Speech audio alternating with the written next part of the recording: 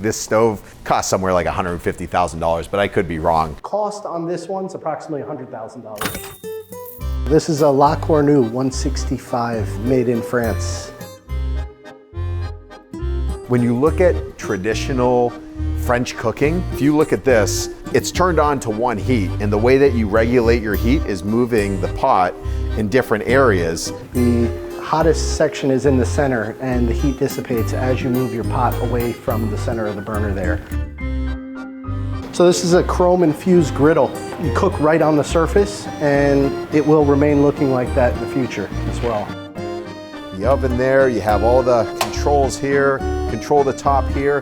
It's actually gas as well as electric. The gas oven is a really moist heat, excellent for roasting and broiling, whereas the electric oven is excellent for baking. People generally prefer an electric oven for baking because it's a more consistent heat.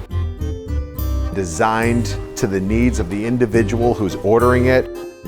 They'll custom color match to any color you provide. In terms of the finishes, they have multiple finish options. This one here is stainless and polished nickel. They also have brass and copper.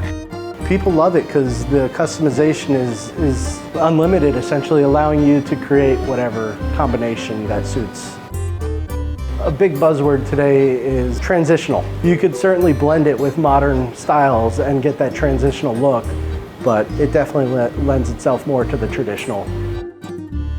This is like an heirloom. This is something that can be passed down from generation to generation. It's a piece of art for the kitchen.